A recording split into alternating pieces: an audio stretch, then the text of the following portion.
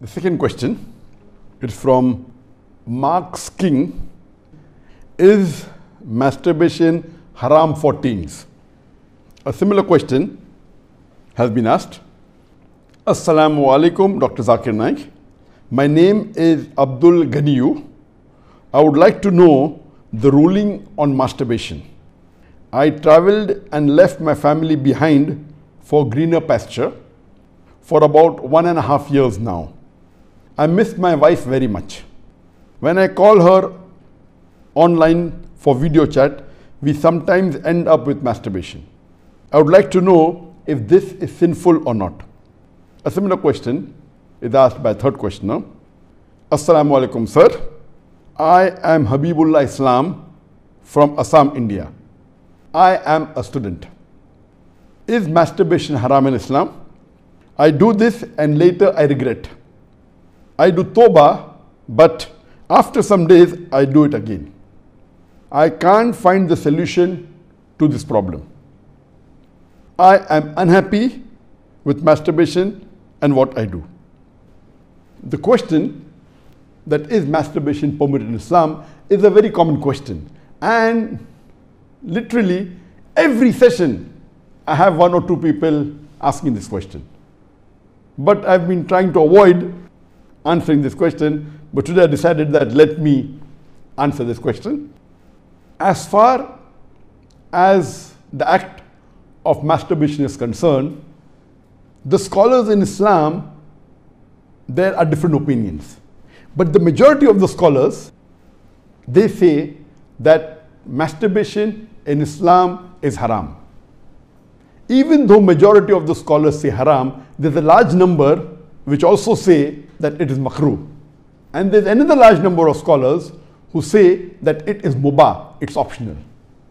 So I would like to say at the outset that majority of the scholars, in terms of percentage, majority, they say that it is haram. But a large number, there may not be majority, but the number is huge. A large number of scholars, they also say it is makrooh, it is discouraged. And another large number, though not in majority, they also say that it is mubah. And we'll discuss this issue today, and I'll let you know that which group of scholars do I agree with towards the end. As far as the jurist, the fuqaha, amongst the Shafi'i and the Maliki, almost all of them, they say that masturbation is haram. And according to Imam Ash-Shafi'i, may Allah have mercy on him, he says it is haram, and he quotes the verse of the Quran from Surah Al-Mu'minun, chapter number 23, verse number 5, 6 and 7. If you read Surah Al-Mu'minun, chapter number 23, verse number 1 onward, it says that believers will eventually be successful. Verse number 2 says, those who humble themselves in prayers. Verse number 3 says, those who avoid vain talks. Verse number 4 says that those who do acts and deeds of charity. Verse number 5 says, those who guard their private parts, or those who abstain from sex. Verse number 6 says, except those who they have married, that is their spouses, that is their wives, and those which their right hand possesses. For them, there is an exception.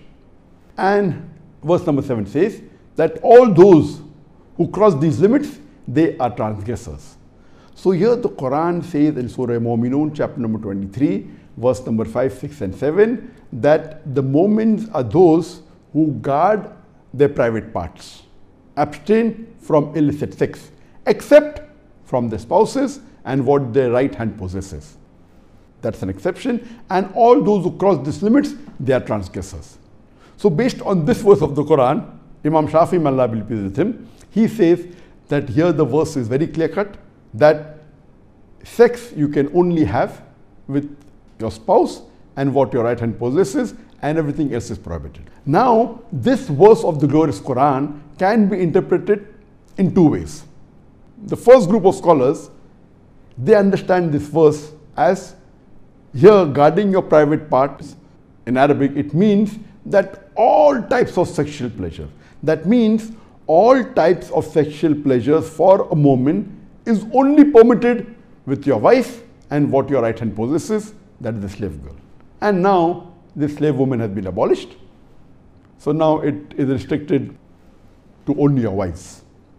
So based on this verse, if all sexual pleasure is only permitted with your wife, then even masturbation is haram. Masturbation is stimulation of your organ, and most of the time it is self-stimulation of your private part, such that there is ejaculation or there is orgasm. But the other group of scholars say that this verse, guard your private parts, it's only restricted to sexual intercourse. So the verse of the Quran actually means that you can have sexual intercourse only with your wife and what your right hand possesses. Other than sexual intercourse, this verse doesn't refer to other things. So if you agree with the second group of scholars, then masturbation doesn't fall under this verse of the Quran. That's the reason the scholars are divided. But if you literally know the verse of the Quran, the meaning, it says, guard your private parts. So, but naturally, there is no explicit verse in the Quran which says that masturbation is prohibited. And what we realize from this verse, it means sexual intercourse. And there are various other verses which have prohibited sexual intercourse with people outside the marital bonds, or if they are not what your right hand possesses, if they are not your slave woman. As Allah says in the Quran, in Surah Isra, chapter number 17, verse number 32, come not close to adultery, zina, or fornication, for it is an evil opening other routes to evil. So based on this verse of the Quran, the other group of scholars, they say that this verse specifically refers to sexual intercourse. That means sexual intercourse is only permitted with your wife and with what your right hand possesses. Otherwise, it doesn't mean other things. So if you agree the meaning of this verse is only restricted to sexual intercourse, then masturbation is not included in this verse. So that is the reason scholars differ. And according to Ibn Hazm, he says that our beloved Prophet has permitted a person to touch his private part. And the hadith, it says touch with your left hand, no problem. It is your organ, you can touch. He also says that it is your fluid, you can emit it if you want. So based on that, he says when the Prophet has permitted to touch your private organ, and that is what you do in masturbation, it is self-stimulation, so surely it is permitted. And masturbation is of two types. One is self-stimulation. The other type of masturbation is your spouse or your sexual partner is stimulating you. And no scholar ever says that your wife or your spouse is not permitted to touch your private part. So based on this, surely the other type of masturbation where your spouse touches is permitted. So when you can enjoy with your spouse touching your private part, then why can't you do it yourself? So based on this, the second group of scholars, which is lesser in number, they say that this verse does not include masturbation at all. It is just talking about sexual intercourse. So sexual intercourse is only permitted with your wife, with your spouse, and with what your right hand possesses. It doesn't include masturbation. So that's how the scholars differ. There is another argument given by the first group of scholars who say that masturbation is prohibited, and they quote the hadith of our beloved Prophet ﷺ, which is mentioned in Sahih Bukhari, volume number 7, hadith number 5066, in which our beloved Prophet ﷺ said that, O young people, whoever has the means to get married, they should get married, for it will help you to lower your gaze and guard your modesty, guard your private parts. And it continues, those who cannot marry, they should fast, for it will reduce your sexual desire. So here, the first group of scholars, they say, here the Prophet said, if you cannot marry, you should fast. The Prophet did not say masturbation. That's the reason masturbation is haram. Now this logic, to say that just because the Prophet did not say masturbate, doesn't make masturbation haram.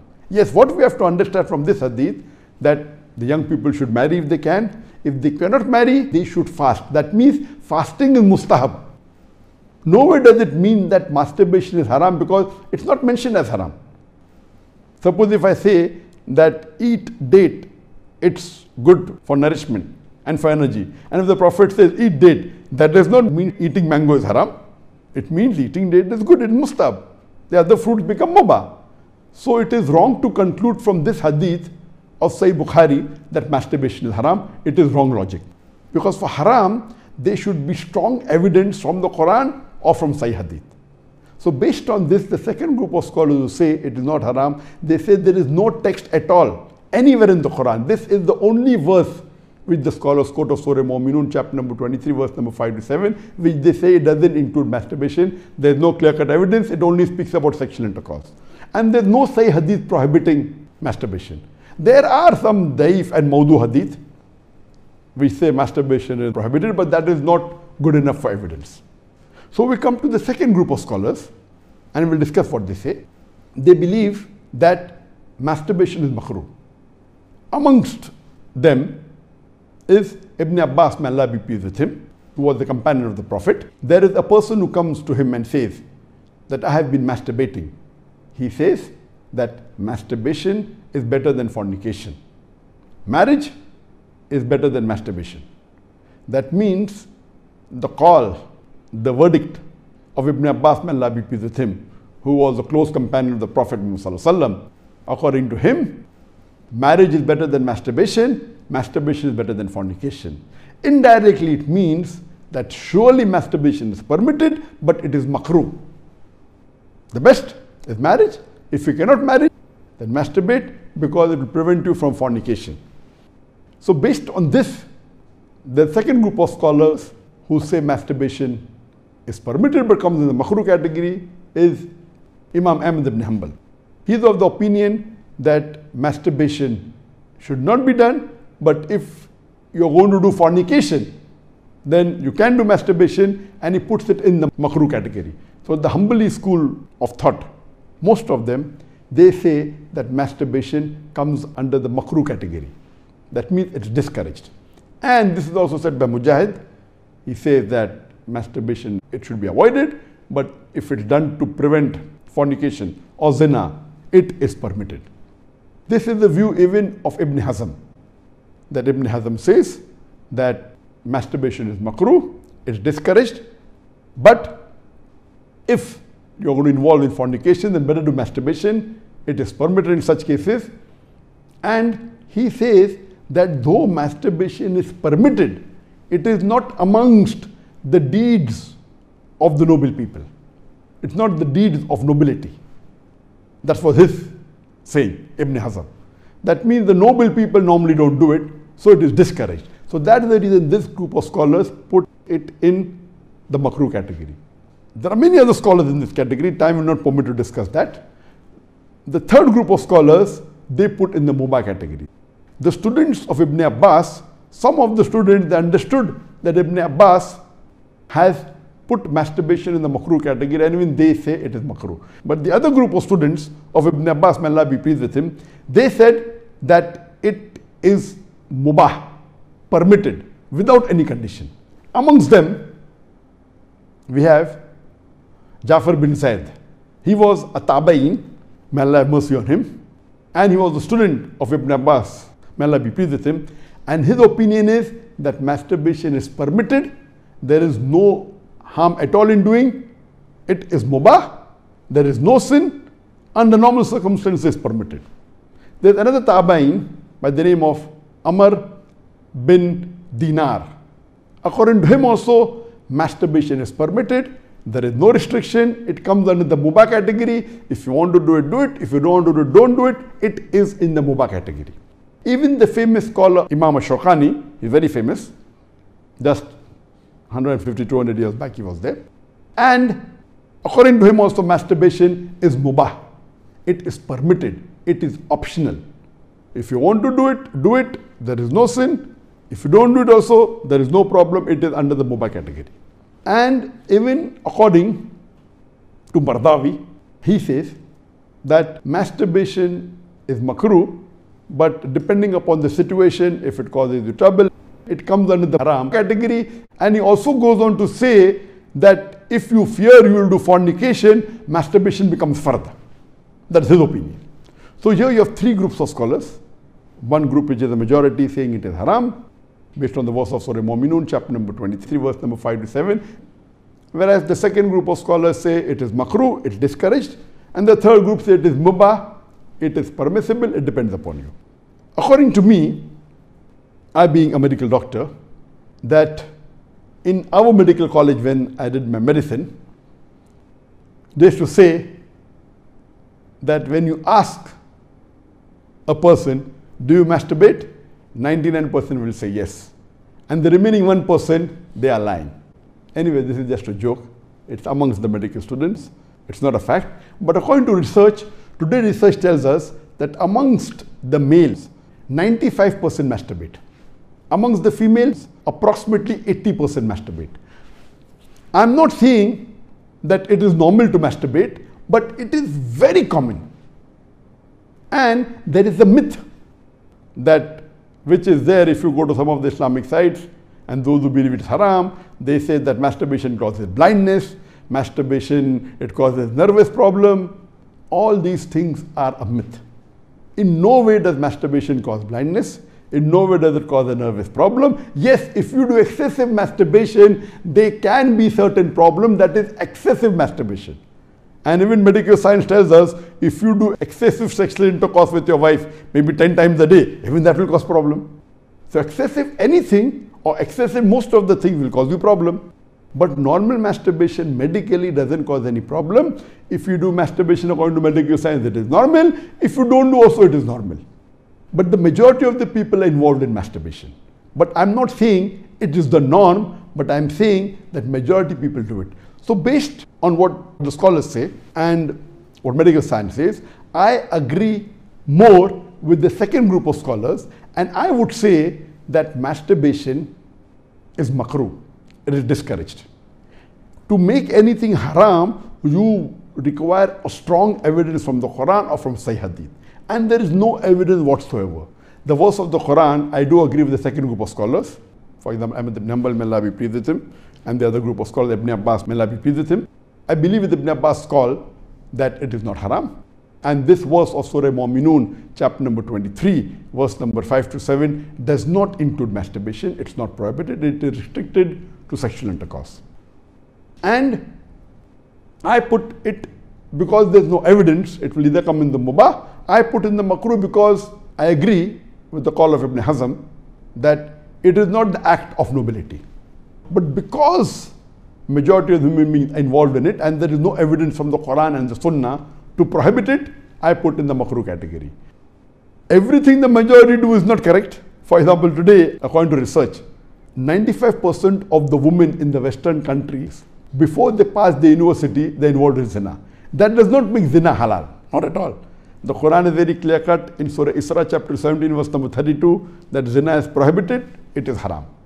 Majority doesn't give it a sanction to make it halal, but if there is no text in the Quran or Sahih Hadith prohibiting it, it becomes mubah.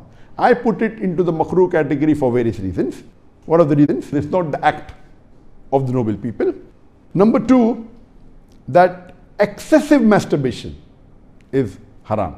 It can cause problems, it can cause health problems, it can cause psychological problems, and most of the time, masturbation is associated with haram activities.